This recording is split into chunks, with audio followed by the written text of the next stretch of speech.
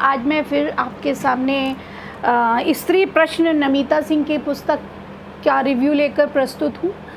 तो ये स्त्री प्रश्नों पर चर्चा परिचर्चा है। पूरी पुस्तक पर मैं अभी नहीं कर रही हूँ, केवल एक अध्याय जो पहला अध्याय है उस पर ही हम लोग डिस्कशन कर रहे हैं कि स्त्रियों के प्रश्न कहाँ से शुरू होते हैं। अभी प्रश्न क्या है इस पर हम चर्चा बाद में करेंगे, परंतु स्त्रियों के प्रश्न कहाँ से शुरू होते हैं इस पर हम परिचर्चा कर रहे हैं। तो आइए स्त्री प्रश्न वाणी प्रकाशन से प्रकाशित इस पुस्तक के बारे में कि आदिम समाज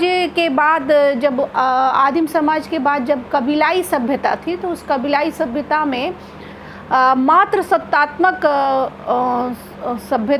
सत्तात्मक सत्ता थी। माँ या स्त्री की ही सत्ता थी और स्त्री से ही संतान की पहचान होती थी और स्त्री ही पुरुष आधारित सभ्यता उसके बाद आई।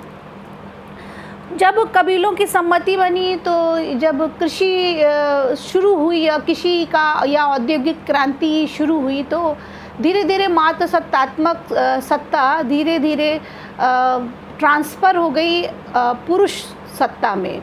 और पुरुष के सामने ये स्थिति आ गई कि वह स्त्री को जिस तरह से पशुधन समझता था, जिस तरह से कृषि के उपकरणों को धन समझता था, ठीक उसी प्रकार उसने स्त्री को भी अपना धन समझना शुरू कर दिया। तो ये कृषि के विकास के साथ ही सामाजिक संरचना बड़ी तेज़ी से बदलने लगी और भूमि आधारित जो उत्पादन बढ़ने लगा त्यों पितृसत्तात्मक सत्ता मजबूत होने लगी और उत्तराधिकारी की परंपरा पुरुष के से शुरू होने लगी। परिवार के उन्नति के साथ पूरा मुखिया ही जिम्मेदार माना जाता था और मार्क्स ने कहा है कि आधुनिक परिवारों में पहले कम्मो प्रथा थी। कम्मो प्रथा यथार्थ कम्मो प्रथा का अर्थ होता है कि दास प्रथा, अर्धदास प्रथा, जो पूरी तरीके से दास प्रथा नहीं थी मार्क्स के नज़रिए में, वो स्त्रियों के लिए अर्धदास प्रथा थी और स्त्रियां अर्धदास प्रथा के अंतर्गत रहा करती थी। स्त्री की भूमिका केवल पुत्र रत्न प्राप्ति के लिए हो गई थी और इतना ये देखा जाने लगा कि भारत में बंदी स्त्रियों की मुक्ति का जो शुरुआती दौर था वो 19वीं शती के पूर्वार्ध में शुरू हुआ, जब समाज सुधारक भारत देश में आए और उनका आंदोलन प्रारंभ हुआ और नवजागरण काल का समय था ये। और यूरोप में नवजागरण काल, जिसे हम रेनेसा कहते हैं, औद्योगिक क्रांति के बाद जीवन में प्रवेश किया किसने? राजनीतिक और सामाजिक आंदोलनों और बदलावों। अब नए आविष्कार होने लगे, नई पूंजीपति स्थिति बनने लगी, नई तकनीक विकास होने लगा तो स्त्रियों का भी विकास हुआ। इस समय स्त्री श्रमिक के रूप में पहचानी जाने लगी।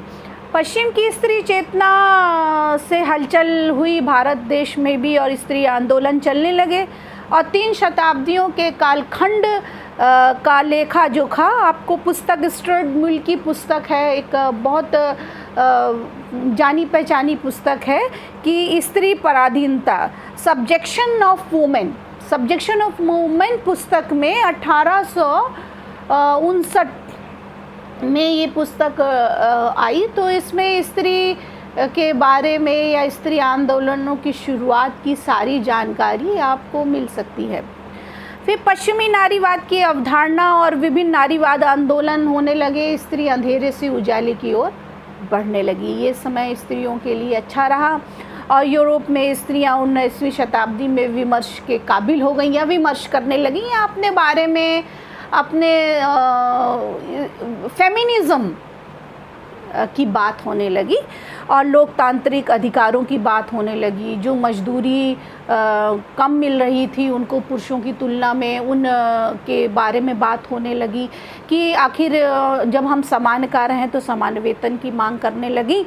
और 1789 में जब प्रसिद्ध क्रांति में नारी की महत्वपूर्ण भागीदारी हुई, परंतु 19वीं शताब्दी तक आते आते मध्य वर्ग की नारियां भी जो हाशिए में पड़ी थी वो सामने आ गई और उन्होंने अपने कार्य अधिकारों के लिए अपने सारे अधिकारों की मांग प्रारंभ कर दी। शुरुआत में पहले नर्स, टीचर और ऑफिस स्टाफ के रूप में स्त्रियों को रखा जाने लगा, परंतु धीरे धीरे ये स्थिति साफ हुई कि नहीं, वो केवल नर्स, टीचर और ऑफिस स्टाफ के लिए ही औचित्य नहीं है, इनका अब ये डायरेक्टर और सभी बड़े महत्वपूर्ण पदों में भी आसीन होने लगी। स्त्री अधिकारों का औचित्य मैरी वॉटसन क्राफ्ट का ये पुस्तक है, स्त्री अधिकारों के औचित्य साधन में। उसमें वास्तविक भूमिका पर चर्चा हुई और केंद्रीय स्थान स्त्री का आ गया, इस पर चर्चा हुई। समाज की निर्मित व्यवस्था के जिम्मेदार स्त्री पराधीनता से मुक्ति की ओर बढ़ी। आज इतना ही व्यूअर्स। अब नेक्स्ट टाइम हम इस पुस्तक के दूसरे अध्यायों पर स्त्री आंदोलनों पर चर्चा करेंगे, परंतु चूँकि ये थोड़ी थोड़ी चर्चा करने पे एक तरह से परिचर्चा अच्छी लगती है और बहुत लंबा और बहुत गहन अध्ययन और बहुत लंबे परिचर्चा में लोगों को ऊब होने लगती है, इसलिए आज सिर्फ इतना ही। मैंने आपको आज स्त्री आंदोलनों की शुरुआत बताई। अब हम आगे नेक्स्ट वीडियो में इसके आगे की चर्चा और परिचर्चा करेंगे। Thank you viewers. Like, subscribe और कमेंट्स ज़रूर करिए व्यूअर्स। मैं इसी तरह से साहित्य की रिव्यू पेश करती रहूँगी। Thank you viewers.